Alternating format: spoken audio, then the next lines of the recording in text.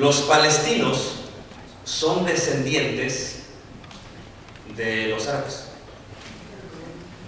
y de lo que se cree viene a ser Ismael, que es el hijo de la esclava. ¿Dónde siguen? Los israelitas del hijo de Isaac. ¿Ok? Es mucho tiempo que explicar, pero los árabes, hermanos, tomaron todo lo que es Israel y los israelitas los sacaron por todos lados, los aventaron por todos lados. Por eso hay judíos por todos lados. En Chicago una gran comunidad de judíos, en Ciudad de México, en Monterrey. En Monterrey se come el cabrito, no porque son buenos de Monterrey, sino por los judíos. Los judíos traen el cabrito a Monterrey. Okay, entonces se extiende toda esa parte de los judíos por toda parte del mundo. Okay. Después de tiempo, los judíos regresan gracias a Inglaterra, 1948. Entonces los palestinos le dicen cuando regresan los judíos, los israelitas le dicen, ok, si quieren quedar en sus tierras, ahí quédense. Los palestinos dicen que les quitaron la tierra a los israelitas. Pero yo te voy a preguntar, ¿quién estableció Jerusalén como la capital de Israel? Dios, pero ¿quién? ¿Qué rey? Hace 3.000 años. Sí, hace 3.000 años más o menos. O sea, los palestinos se meten apenas y dicen que es de ellos. No se pueden ver porque están peleando la tierra. Porque los árabes son gente de heredad. O sea, el árabe dice, yo tengo un hijo, vive en mi casa. No es que no tengo tierra. Cuando vayamos a los barrios, por ejemplo, a Nazaret y cerca de Samaria, Jordania, hay muchos edificios. Y dicen, ¿por qué tantos edificios? Porque abajo vive el papá, y luego sí vive el hijo, y luego el otro hijo, y luego el otro hijo, y luego el otro hijo, y luego el otro hijo. Porque todos viven juntos. Así son los árabes. Son unidos. Entonces, los israelitas se están extendiendo cada vez más y más. Entonces los palestinos no chiquitos, nos están robando la tierra. Pues ¿cuál tierra? La tierra nos la dio David. ¿Cuál tierra? Si Jehová se la dio a Abraham. ¿De qué estás hablando? Tú me estás siguiendo. Pero es un aspecto que se tiene que comprender en cuanto a la historia. Por eso si estás ante una israelita no va a decir Palestina. Por eso estos aman a Trump. Porque Trump fue el que dijo Jerusalén regresa y es la capital de Israel. Y aunque no nos caiga bien Trump, de ciertas maneras ha hecho cosas buenas con nosotros. Ya era la capital, nada más que no lo quería hacer. Hermano, hemos estado dirigiendo, hay un niño que dice tierra bendita y vive en la de Palestina donde nació Jesús. Una vez más, Palestina es un término árabe. Tierra bendita y divina era la Palestina. Nosotros mencionamos, no está mal, ¿no? No está mal si la escucha un árabe. Ellos dirán gloria a Dios. Palestina es un término antiguo que se da a la tierra cuando vinieron la descendencia de Ismael. Que a fin y al cabo, hermanos, son los amalecitas y los filisteos y todos estos pueblos que estaban ahí cuando regresa Israel de Egipto. Son ellos. ¿Todos entendiendo? Son ellos. Los madianitas, los edomitas, los amorreos, los amonitas. Todos estos son ellos. Entonces son palabras que se mencionan y que son difíciles de arrancar. Les digo que no lo mencionen porque si lo mencionan los israelitas se van a arrancar. Es como si vinieran, lo voy a explicar de esa manera, ¿ok? Es como si vinieras a Texas y dijeras, esto es de México. A ver, dile aquí a los hermanos, hey brother, get out of my country. This is Mexico. ¿Qué dirían ellos? Estás bien loco.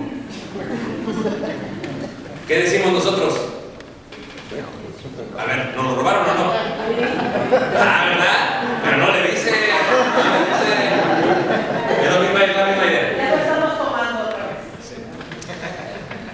Ay, hermana. Es un debate.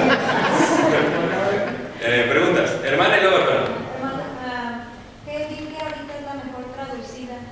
Para que se acerque más a... Reina Valera del 60 creo que es la más cercana. Han hecho buen trabajo las nuevas traducciones para que se entienda, pero a veces con el afán de que se comprenda se pierde. ¿Entiendes? Ese es el problema más. Pero cualquier Biblia es una buena traducción, o sea, porque no pierde la esencia del mensaje. Pero ya cuando quieres profundizarte un poquito más en las palabras, es como que, ay, aquí como que le falta esto, aquí como que le falta aquello. Ahí es cuando, si eres estudioso de las palabras, si no hay problema, ahí está la esencia del mensaje del Evangelio. No estoy diciendo que está mal la Biblia, o sea, yo siempre recomiendo en la iglesia en la cual yo sirvo, yo uso la de 1960, Reina Valera, y recomiendo a los miembros de la congregación que somos la misma para no confundir a los visitantes. Pero no dices que no uso otras versiones, o sea, para mí eso no es un problema. Hermano y luego el hermano Enrique. Oh, sí. Pues más o menos va por lo que estaba comentando la hermana. Ahorita la tecnología, gracias a Dios, es pues bastante la información que tenemos. Pero así como tenemos buena información, tenemos desinformación. Entonces, como estabas explicando ahorita en los términos hebreos, básicamente a la iglesia se le ha dado durante mucho tiempo nada más griego. Y eso a veces ya profundizando, ¿verdad? Entonces ahorita está exacto cuando dices en el trasfondo cultural, porque para poderlos entender debes de conocerlos y verlos. Y hoy en Estados Unidos tenemos esa prosperidad a veces por todos los países centroamericanos que están en iglesias ahorita latinas y ves ese concepto que estamos haciendo. Es normal y es lógico, porque la iglesia de Cristo somos muy fuertes en cuanto al Nuevo Testamento, yo siempre lo he dicho, fuertísimos, pero tristemente en su mayoría las iglesias de Cristo son muy débiles en cuanto al Antiguo Testamento. No se lo saben. Entonces, como no se lo saben y no hay interés, ¿para qué aprender el lenguaje? Como somos la iglesia del Nuevo Testamento y lo somos, pues hay que aprender griego. Pero el problema que hay, es que tú no puedes entender el Nuevo Testamento si no entiendes el Antiguo Testamento. O lo entiendes, pero crees que lo entiendes, pero no lo entiendes. Y esos son los problemas que llevamos. Entonces, últimamente se está dando un poquito más de interés. A mí, cuando yo empecé a aprender cosas así, hermanos, realmente para mí fue como que, wow, o sea, ¿cómo es posible que en la iglesia del Señor, por tantos años, no sepamos estas cosas tan sencillas que enriquecen más nuestra vida? ¿Cómo es posible? Pero eso es lo que pasa, hermanos. Yo creo que está habiendo como un resurgimiento de interés por aprender de institutos bíblicos que quieran enseñar hebreo. Pero reitero, no solamente es hablar hebreo, entender hebreo, es entender las palabras y la profundidad de cada palabra, como reyes y sacerdotes. Es cuando dices, wow, ahora entiendo por qué utiliza Dios reyes y sacerdotes. Cuando entiendes esta unión entre Jerusalén, el templo y la ciudad de los egipcios. No sé si te ha pasado, pero nada más decirlo. Por ejemplo, radicas en una congregación hispana y te digo que salen de diferentes culturas.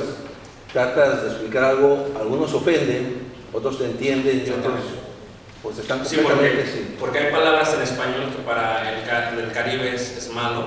Exacto. O costumbres. Ustedes creen que es una conversación aquí diversa, entonces ustedes entienden. Imagínense, traducir el mensaje de allá a varias, aunque sea un idioma. O sea, ese es uno de los retos más grandes.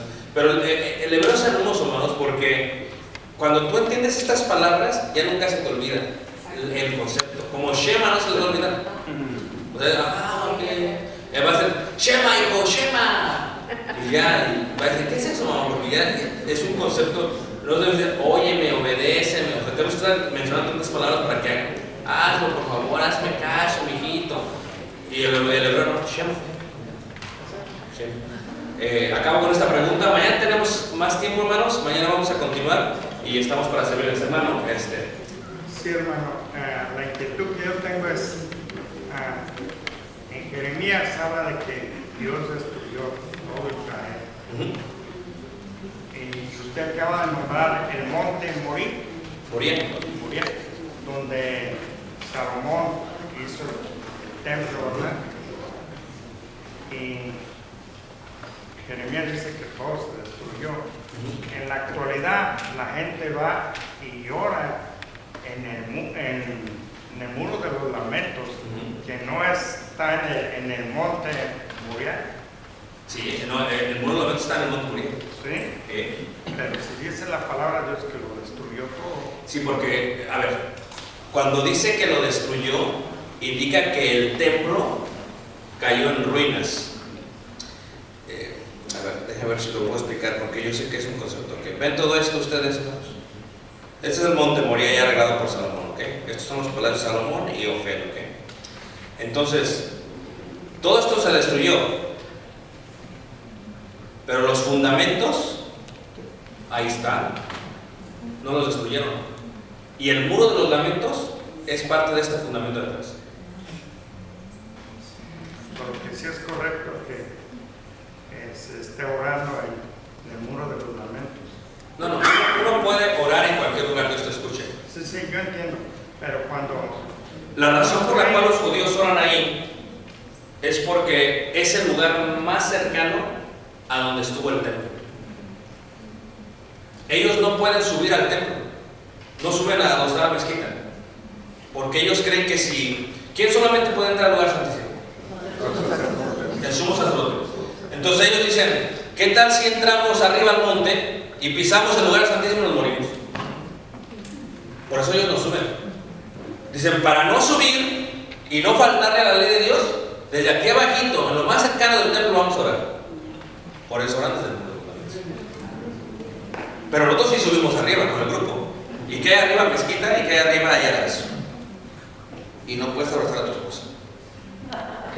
La mujer, si va con vestido más arriba de la rodilla, se la tiene que cubrir, si no, no puede entrar. Esto descubierto no puede pasar. Cubierto de cabeza. Son reglamentos islámicos. Entonces, por eso oran ellos ahí. Y cuando se retiran, ellos van a orar al muro de lamentos. Que no es parte del templo. No es parte de los fundamentos del monte Moriah. Cuando dices islámico, hablando de Islam. Islam, Son árabes. O sea, totalmente. Entonces, cuando oran los judíos en el muro, no le dan la vuelta. Esto está prohibidísimo. Tú oras y te vas así. Así te sales del muro de los lamentos. Voltea y te va a hablar. Porque hay hartos judíos ortodoxos. Y te volteas y te empiezas a reír. Porque son reglamentos de ellos. Los musulmanes, Islam, arriba del monte. Los judíos, abajo. Y nosotros, hasta Estados Unidos.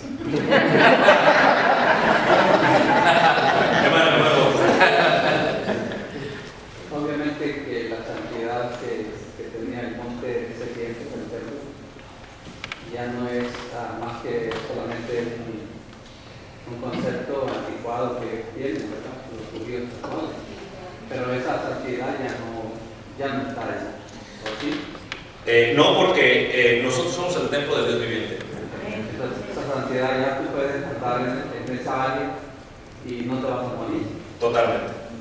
Totalmente, porque se tiene que entender que eso que era destruido, que fue viejo y estaba próximo a desaparecer, venía a ser en el templo de Dios viviente ahora. Pero lo que yo le digo a la gente siempre es: Jerusalén no es cualquier ciudad, es especial, porque Dios la escogió. No se puede ver como cuando voy yo a México, a Ciudad de México, que voy a ir a Tepito, que voy a ir a Xochimilco. No. Jerusalén es Jerusalén. Y estamos hablando de historia hasta el tiempo de Abraham. Eso no es cualquier lugar. Pero claro, ya no era la santidad del templo. Pero Jerusalén es Jerusalén.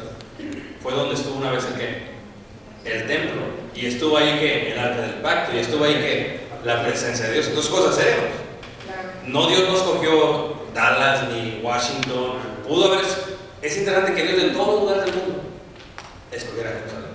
Por ejemplo, si me acompañan en Deuteronomio, que veíamos ayer en el capítulo 6, mucha gente no entiende esta sección porque no le ponemos atención a las palabras, pero en el hebreo tienes que ponerle atención porque cada palabra significa 6 o 8 cosas en español.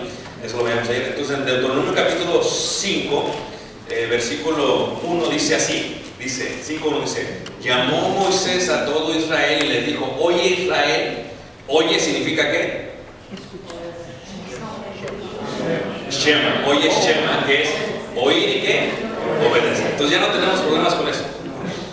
Ok, muy bien. Dice, oye Israel, dice, los estatutos, ¿ve? ¿Y qué? Aquí ya vemos y dices, bueno, espérame, ¿qué no es lo mismo? No es lo mismo. No es lo mismo, porque si fuera lo mismo no vendrían los mandamientos. ¿Ok? Los estatutos son el procedimiento en que se guardan los mandamientos. Los decretos, ¿ok?, es un mandamiento que Dios da que no hace sentido al razonamiento humano, pero que aún así se tiene que guardar. Dices, a ver, explícamelo, barajémoslo más despacio. Okay. Les voy a dar un ejemplo. Okay. En el Antiguo Testamento se dijo que la mujer, cuando estaba pasando por su periodo, no podía acercarse al tabernáculo. Es ley, es un decreto. No hace sentido acá. Todos preguntan, hermanos, ¿cuál sería la pregunta? ¿Por qué? ¿Por qué? Ahora, Dios no te va a decir, déjate te lo explico. Aunque a ti no te haga sentido, lo vas a tener que ¿qué? Hacer, obedecer. Shema.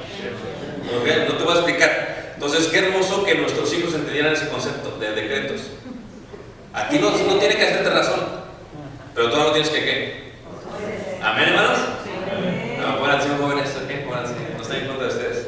El judío tiende a ser muy sumiso en ese aspecto con Dios. Un decreto pues es así. Yo te podría decir que la razón por la cual la mujer no se puede acercar tiene que ver porque la única sangre que se introduce al lugar, al atrio y al lugar santo, tiene que ver con la sangre de un sacrificio, que realmente alguien que perdió la vida. Pero de eso tengo mucho tiempo que decir, poco tiempo de qué, de explicar, así que no voy a enfocarme, estoy explicando de otra parte. Decretos, eso ya se requiere otro seminario para eso, ¿ok? Son decretos, ¿ok? Es un decreto. Entonces, uno es estatuto, otro es decreto. Dice, oye Israel, dice, los estatutos y qué, y decretos. Pero no solamente hay estatutos y decretos, también hay preceptos. Hay preceptos. Levante la mano, ¿quién no sabe qué es un precepto? ¿Ok? Lo voy a explicar. El precepto es una prohibición firme de Dios. Por ejemplo, los 10 mandamientos tienen 7 preceptos. Simplemente dice, no te harás ¿qué? Imagen. No, nosotros no tenemos como que cuestionar opción, no. Simplemente es no. Y aquí lo, esta es la L, ¿ok? Y esta es la muda. So, lo significa no. En hebreo lo es no. Ken es sí. Lo es no. So, no te harás imagen, indica eso. Y hay 7 preceptos. 1, 2, 3, 4, 5, 6, 7. Número perfecto. Es una prohibición del decreto, es una prohibición. Y en todo el Antiguo Testamento hay 365 preceptos. Ajá. ¿Cuántos días del año? Bueno, o sea, bisiesto, pero 365 preceptos, prohibiciones. ¿Ok? Esa es la diferencia entre estatuto, decreto y precepto. No es lo mismo. Todos son mandamientos, pero uno y el otro son distintos. ¿Ok? Ahora, ¿cuántos mandamientos hay en el Antiguo Testamento? 613. Yo les decía a los hermanos de la mente predicados la semana pasada que allá en Israel, el valle de Israel, donde significa donde Dios sembró, es un valle hermoso que está entre Megido, está entre Nazaret, está entre el manantial de Gedeón. Es hermoso eso. Y hay un lugar que se llama el valle de la Granada. El judío cree que las granadas, hermanos, no las de acá ni las de allá están gigantes, grandísimas. En febrero se ve mucha granada. Que cuando se abren tienen 613 semillas. ¿Ok? Entonces se la ofrecían a Dios como parte de las primicias, diciéndole a Dios, porque hay 613 mandamientos, nosotros vamos a guardar los 613 mandamientos. Aquí está nuestra granada. Pero el judío también creía que los huesos, los tendones y los músculos son 613. Entonces decía, vamos a guardar tus 613 mandamientos con todo nuestro ser.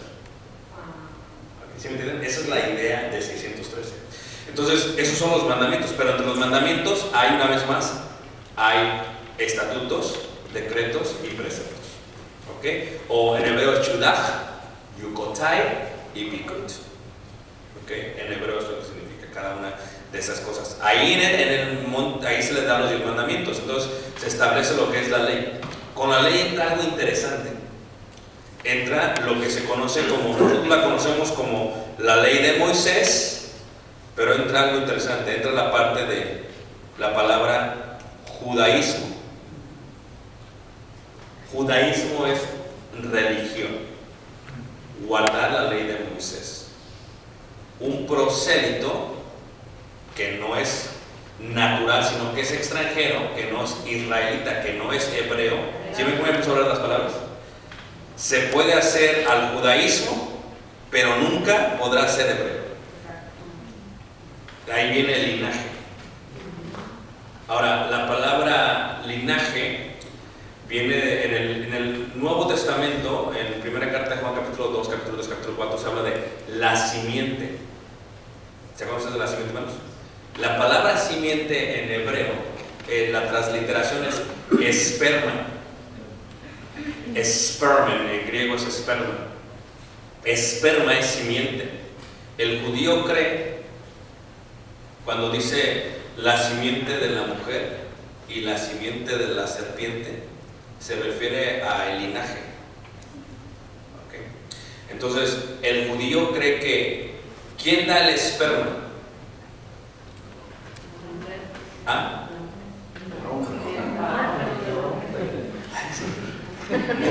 El hombre. En hebreo, la palabra simiente es semilla. ¿Ok? El hombre siembra la semilla, la mujer solamente sirve como incubadora. Por eso en Lucas 4 y Mateo 1, en los linajes no se mencionan mujeres, porque las mujeres no son las que dan el linaje. Quien da el linaje son los hombres. Por tú te preguntas, bueno, espérame tantito, hermano. A ver, Abraham, dices, ¿cuántas fueron las tribus, hermanos? Pero no todas fueron de la misma mujer. ¿Están de acuerdo con eso? Eran para mujeres. Pero entonces, ¿pero por qué son linaje? Porque el linaje viene por parte ¿de quién? De Abraham, del hombre. Entonces, lo que yo quiero establecer primero, hermanos, ahorita es: hebreo es raza y es lenguaje. Prosélito significa que no es natural, pero que practica el judaísmo. Y para que una persona sea prosélito o pueda practicar el judaísmo, necesita pasar por 5 pasos de conversión. ¿Ok? Para ser judío, puede haber un judío hebreo y puede haber un judío prosélito. ¿Ya me están entendiendo todos ustedes? Por eso cuando decimos, ¿son judíos, hermanos? Vamos a aclarar la palabra. ¿Son judíos si todos practican la religión? No, ¿son judíos o no? Te refieres si todos practican la religión. No, ¿son judíos o no? ¿Te refieres si son de genealogía? Sí, entonces no se dice judíos, se dice hebreos. Y Hechos capítulo 6, cuando dice las viudas de los griegos, ¿y de quiénes más? De los hebreos. ¿Pero por qué? Porque los griegos eran los prosélitos. Y exactamente. Y en la iglesia de Cristo en el primer siglo había una distinción grandísima entre los cristianos hebreos, los cristianos prosélitos y los cristianos gentiles.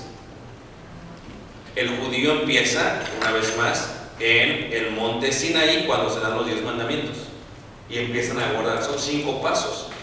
Uno de esos 5 pasos, a ver, yo esto lo explico en el primer capítulo. Lo explico en el primer capítulo porque hay gente que no lo quiere aceptar, pero tratando de explicar de la mejor manera en el primer capítulo del libro. ¿Okay? En el tercer libro hablo de otras cosas, pero el bautismo, muchos piensan que es la introducción por parte de Juan el Bautista. Levanta la mano, ¿quién piensa eso? ¿Quién cree que Juan el Bautista fue el que introdujo el bautismo? No. El bautismo va mucho más allá de Juan el Bautista. El bautismo en forma bíblica es eterno, porque en primera carta de Corintios capítulo 10 dice que los israelitas cuando salieron de Egipto fueron bautizados en el mar y en la nube. ¿Tanto de acuerdo con eso? Eso es lo que dice Pablo. Ese es el bautismo. Pero el judío, hermanos, para poder entrar a Jerusalén, a la ciudad, tenía que pasar por un ritual de purificación. Y vean, no es lo mismo limpiar que lavar, que bañar, que purificar. ¿Okay? Uno de los grandes debates es cuando está David y ve a la mujer. ¿Lo ves, hermanos? La mala interpretación es que se estaba bañando. Y ya nosotros en nuestra mente percibimos, bañarse significa cuando vas te echas jabón, te estás bañando. No es lo que estaba haciendo la mujer. La palabra hebrea es: se acababa de salir del ritual del bautismo de purificación. Y eso ya cambia totalmente la historia de David. ¿Ok? Veamos entonces esta parte de esto. Esta parte del ritual del bautismo. Primero, los bautisterios se llamaban mikbet o mikbaot. Mikbet o mikbaot. En todas las sinagogas antiguas, en todas, la sinagoga que fue descubierta primero está en Masada, en el desierto de Judea. Hay una sinagoga cerca de En-Gedi. Todas las sinagogas tienen bautisterios. ¿Ok? Todas las sinagogas tienen bautisterios. La pregunta es: ¿por qué? A ver, vamos a ver, ¿por qué todas las sinagogas tienen bautisterios? Esto es antes de Jesucristo, El sacerdote se tenía que purificar primero. Sí, pero la sinagoga no es el templo. ¿Por qué? A ver, es cosa que no pensamos. Primero, la sinagoga se establece 400 años antes de Cristo. Y la ley de Moisés no dice nada acerca de la sinagoga. ¿Estamos de acuerdo? Se establece cuando están en cautividad en Babilonia y en Asiria. Puede establecer la sinagoga. Pero ¿por qué pusieron bautisterios? Tú vas a Corazín, a las ruinas, hay un bautisterio. Tú vas a Bethesda, en la sinagoga hay un bautisterio. Tú vas a Masada, en la sinagoga hay un bautisterio. Tú vas a En-Gedi, en la sinagoga hay un bautisterio. Son cosas que... Tú vas a Magdala, donde era María Magdalena, porque Magdalena no es un nombre. Magdalena en hebreo es Magdala, que significa torre. María Magdalena, en la cultura judía es... No hay apellidos, ¿ok? En la cultura judía es Simón, hijo de ¿quién? Jonás. Pero si no sabía quién era su padre, entonces Simón, ¿de qué ciudad es? Por eso es María, no sabían su nombre de su papá, es María de Magdala, una ciudad donde había una torre. Son Magdala. Si tú le pones a tu hija Magdala o Magdalena, no es su nombre. Es como si le pusieras, es como si dijera Juan Carlos de Dallas, porque no sé su apellido. Y si no se sabía su nombre, el nombre del padre y la ciudad, es su país.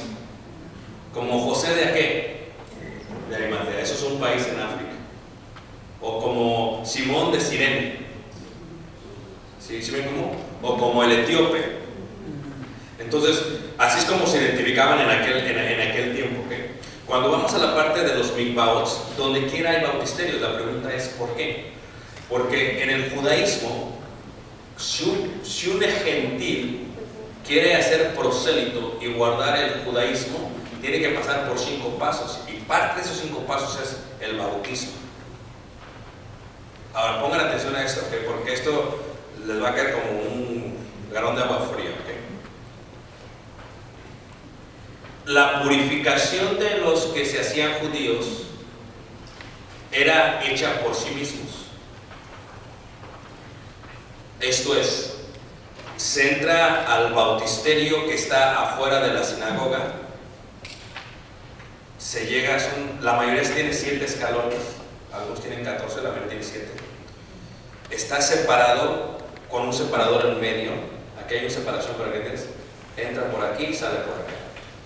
Entra, levanta las manos hacia dirección Jerusalén, eso es muy normal. Eso es lo que significa Yudá, dar gracias con las manos levantadas, eso es lo que sería de ayer, Yudá.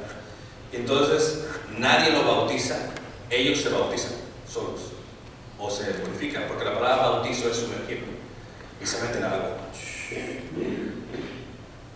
y salen. Ahora esa persona está purificada y también lavada y también limpia y también santificada, porque son 4 palabras distintas. Una cosa es purificar, otra cosa es limpiar, otra cosa es lavar y otra cosa es santificar. Pues son palabras importantes en el término del judaísmo. Para que un prosélito bien pudiese ser prosélito, tenía que pasar por 5, y uno de esos 5 pasos es bautizarse. Entonces, cuando ves tú la iglesia de Cristo al inicio del Pentecostés, no es algo nuevo, es algo que ya se hacía antes de, pero que se hizo en forma distinta al día del Pentecostés, porque ellos lo hacían para ser parte del judío o del judaísmo, pero también lo tenían que hacer, y eso era ley, lo tenían que hacer antes de entrar a Jerusalén. Eso es algo que ellos tenían que hacer antes de entrar a Jerusalén. Esta foto es, aquí ven la separación, ¿se la ven? Son cientos de bautisterios a las faldas del Monte Morío. Entonces, va un peregrino judío desde Galilea, 7 días caminando. Si lleva una mujer embarazada son 14 días, porque tienen que estar parando y parando. Ustedes saben. En la cultura judía, quien va arriba del burro, el caballo, es el varón. La mujer es la que va caminando. ¿Amén, hermanos?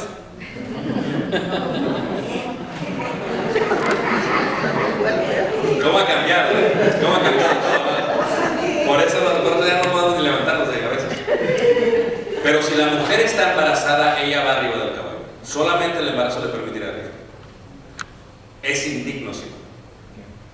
Se ve mal entre los judíos, porque la mujer es una propiedad en el judaísmo. No es como ahora. Ahora es happy wife, happy life. No, en aquel tiempo es happy me, happy me. Entonces, caminan 7, llegan en el camino, mientras están caminando hacia Jerusalén. ¿Qué es lo que tenían que hacer ellos? Los sacerdotes tenían que preparar el camino para que ellos llegaran bien, porque para el judío, según la ley de Moisés, hay varias cosas que lo contaminan. A ver, ¿qué contamina a un judío, hermanos? De la ley de Moisés. Comer carne de animal que no es escogido por Dios. Dame un ejemplo. El cuerpo. ¿Por qué? Porque es impuro, ¿Pero por qué es impuro? porque se mantiene en la suciedad. Es una razón. ¿Y por qué más? Porque el cerdo traga, no mastica. ¿Ok? Hay una lista de animales puros y de animales impuros. Los puros tienen que tener las patas hendidas, abiertas. La luz tiene que resplandecer para tocar el piso. Eso está enseñando que nunca podemos caminar en la oscuridad. Nuestros pasos tienen que tener siempre luz, porque esa es la idea. Los pescados tienen que tener escamas. Eso indica que filtran la impureza del agua. Y así sucesivamente. El cerdo es pecado comerlo, porque traga, porque es sucio y por la manera en que se comporta. El cerdo come de todo. Literalmente mi abuelo en el rancho que vivíamos tenía cerdos atrás de donde estaban los baños, y todo lo que salía del baño los cerdos se lo comían, y luego nosotros nos comíamos a los cerdos. Entonces es algo, nos damos siempre doy esta historia, pero estábamos en el hotel de Tel Aviv, y había una hermana que era de Ciudad de México. Yo soy Ciudad de México, puedo hacer el acento, está bien, nadie se ofende porque soy Ciudad de México.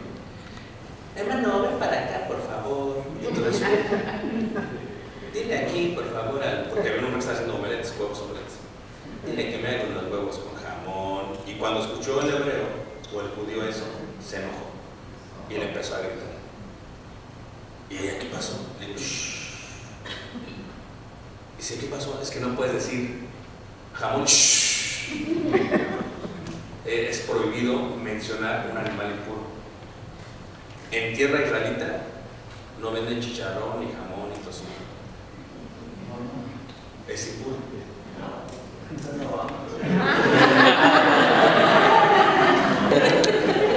Pero reitero, para ellos no es porque, ellos nunca lo han probado, pero para ellos es porque es lo que Dios ha mandado. Es un decreto. ¿Saben rico los chicharrones? Sabrosísimo. Pero hace sentido que no puedan comer. Pero Dios dijo, no vas a comer de este tipo de animal. Es un decreto. Simplemente no me preguntes por qué. Así dice Dios, y guarda y calla boca y hablamos, sigamos. los judíos, otra cosa que los contaminaba era tocar un muerto. ¿Saben ustedes tocar un muerto? Entonces mandaban levitas por todos los caminos y entonces los levitas iban entre los caminos y decían, ok, ¿sabes qué? Había gente muerta porque se habían asaltado, lo que sea. Entonces los levitas lo ponían, le ponían piedras encima y pintaban las piedras de color blanco. Entonces cuando venían las peregrinaciones a Jerusalén, veían una piedra y decían, ahí hay un muerto. Para no contaminarnos, demos la vuelta. ¿Ok? A eso se refiere Jesús cuando dice paredes blanqueadas. Eso es lo que está diciendo. Lo que hacían los levitas para los caminos de Jerusalén son gente muerta por dentro y que por fuera parece que están bien. A eso se refiere cuando dice eso. Y una cosa interesante acerca de ello, cuando ves no es parábola, sino es historia, la del buen samaritano es historia, y te lo puedo explicar por qué. Pero no es parábola, es historia. Cuando ves al buen samaritano, hermanos, tenía una gran excusa por la cual no se podía acercar a él. Pensaba que estaba muerto. Y si estaba muerto, lo tocaba, se podía contaminar. Si lo tocas, no puedes subir al templo. ¿Sí me entienden? Entonces, en el proceso judío, se preparan para ir hacia Jerusalén, donde se une la justicia y después la santidad, y en esta unificación, en esta obra, pueden subir. Pero cuando llegan literalmente, hermanos, hacia esa parte, se tienen que purificar. Y no los bautiza nadie. Ellos se purifican a sí mismos. Después que salen de ahí, se visten de blanco y suben hacia el templo. Si no haces ese proceso, caminar, lavar, limpiar, purificar, santificar, subir 45 minutos hacia el templo, si no haces esto, no puedes entrar, no puedes subir. Eso es un pensamiento judío. Y esto ya estaba antes de cuando empezó la Iglesia de Cristo. Por eso, ¿dónde se bautizaron los 3000? Tuvo que haber sido aquí. No hay otro lugar. No fue el estanque de Bethesda, no fue el estanque de las ovejas. No pudo ser allá. No hace sentido. Es incongruente. Tuvo que ser aquí. Aquí bautizas a 3000 en una noche sin ningún problema por los cientos de bautizarios que hay. ¿Todos están siguiendo? Entonces, esta parte es importante para la parte del prosélito del judaísmo. Ellos se purificaban. Entonces, cuando Pablo dice, por ejemplo, aquí vamos a ver, o cuando Juan en el Apocalipsis, vayamos a Apocalipsis capítulo 22, ahora lo vamos a entender. ¿Dónde estaba el templo? ¿En qué ciudad, hermanos? En Jerusalén. Apocalipsis 22. Si estaba en Jerusalén, la única manera para entrar en Jerusalén es ¿cómo? Apocalipsis 22, versículo 12. ¿Cómo puedes entrar a Jerusalén, hermanos? ¿Ah? Porque no puedes, de otra manera no puedes entrar. ¿Estamos todos de acuerdo? Entonces, para entrar purificado. ¿Y qué vestiduras se te dan cuando te purificas? Blanca. Esto es cultura judía. Esto no es algo nuevo. Y así subías y estabas en presencia de ¿quién? De Dios. ¿Ok? Ve lo que escribe Juan. El pensamiento es judío. Dice 22:12. He aquí yo vengo pronto y mi galardón conmigo para recompensar a cada uno según sea su obra. Yo soy el alfa y el omega, el principio y el fin, el primero y el último. Bienaventurados los que lavan sus ¿qué? Para tener derecho al árbol de la vida y para entrar por las puertas ¿en qué? Cualquier hebreo te entendía esto. Sí, se tienen que lavar las ropas. La única manera de entrar ¿a dónde? A la ciudad. ¿Quién no entra? Los que están contaminados. Más los perros estarán afuera, los hechiceros, los fornicados, todo lo que. Entonces, el bautismo que a esto corresponde para nosotros, hermanos, tiene que ver totalmente con la idea del judaísmo. No es algo nuevo. La diferencia es que ya uno se bautiza una vez para entrar a la Jerusalén celestial por la eternidad. Sin bautismo no hay salvación. Y el judío lo comprende muy bien. Por eso los judíos aceptaron sin ningún problema bautizarse, porque era lo que ya hacían, pero entendieron que este bautismo era totalmente ¿qué? Totalmente distinto. Y una cosa más que es importante para entender esto en cuanto a la idea del bautismo. En el bautismo de nosotros, hermanos, a diferencia del bautismo de del cual estamos mencionando, hay una cosa muy distinta en el bautismo de nosotros y en el bautismo que estamos mencionando. ¿Okay? Nosotros nos bautizamos en agua, pero ¿qué hay en el agua también, hermanos? A ver, el agua sirve para lavar, limpiar y purificar, pero la sangre sirve para santificar y para justificar. Son palabras y términos legales en el Imperio Romano que se tienen que comprender bien. ¿Okay? Esto es, cuando uno se mete al agua, se está lavando, se está limpiando y se está purificando de toda la inmundicia por todo el camino y el recorrido antes de entrar a Jerusalén, la celestial, que es la iglesia de Cristo. ¿Todos están siguiendo? Pero en el agua, hermanos, está el poder de la sangre de Cristo Jesús. ¿Estamos de acuerdo? Porque la sangre es lo que justifica y lo que santifica. El agua purifica, pero la sangre justifica. Y no lo mismo purificar que justificar. ¿Ok? Entonces, cuando hablamos de sangre, la idea tiene que ver con un nacimiento nuevo, nacer del agua y del espíritu. Y yo siempre digo a los hermanos, ¿algunos de ustedes vieron cuando nació un bebé? ¿Vieron cuando nace un niño, hermanos? ¿Alguien visto cuando nace un bebé? ¿Sí lo han visto, hermano? Ok. Entonces, primero, yo no entiendo a la mujer. Está como loca, está como ida, no sé el tiempo. Porque el bebé les destroza el cuerpo. Cuando sale el bebé y luego quieren tener más bebés. Yo no lo entiendo. Es la locura de la mujer. Entonces, cuando nace el bebé, en el nacimiento, cuando sale, hay agua y hay sangre. Cuando dice la Escritura que Jesucristo vino mediante agua y sangre, se refiere a un nacimiento genuino de humanidad. Yeshua, Yahvé, es Dios. Jesús es Dios. E indiscutiblemente este es el misterio de la piedad. Dios fue manifestado ¿en qué?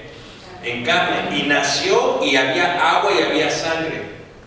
Porque tres son los que dan testimonio en el cielo: el Padre, el Hijo y el Espíritu Santo. Y tres son los que dan testimonio en la tierra: el agua, la sangre y el Espíritu Santo. Y la gente no entiende a veces ese contexto. Se lo voy a explicar. ¿Okay? Jesucristo vino y era humano porque había dos testigos. En la ley de Moisés siempre hay dos para que se crean, dos o tres: agua y sangre. Nació Dios, se hizo carne, totalmente humano, y es Jesucristo. Y ese nacimiento tiene que ver con nuestro bautismo. Cuando tú ves las aguas en el bautisterio, solamente ves agua. Pues sí, nada más hay agua. No, pero es que hay agua y hay sangre. Y cuando uno se profundiza en el bautismo y sale de las aguas, está naciendo de nuevo. A ver, ¿no es cierto? ¿Cómo no? Y son tres los que son testigos: el agua, la sangre y el Espíritu Santo, que se le da al que está naciendo. Ese es el testimonio que hay en la tierra. ¿Ok? Ahora, ¿por qué somos miembros de la iglesia de Cristo? Porque nacimos de esta mujer. Es en esta mujer en la que nacemos. No en la prima ni en la tía, no, es en esta. Por eso somos de la misma sangre. Por la misma sangre fuimos justificados y santificados. La palabra santificados es kadesh, apartados con un propósito exclusivo para el servicio a Dios. Ese es el bautismo. Y esto tiene que ver con la idea de los mikvaot de aquel tiempo. Esa es la parte que no podían comprender bien los judíos, porque ¿qué decían ellos? El hebreo es hebreo por linaje. El judío, sea hebreo o prosélito, lo es por guardar la ley, por ser circuncidado, tener la señal, y por haber sido bautizado en una sinagoga.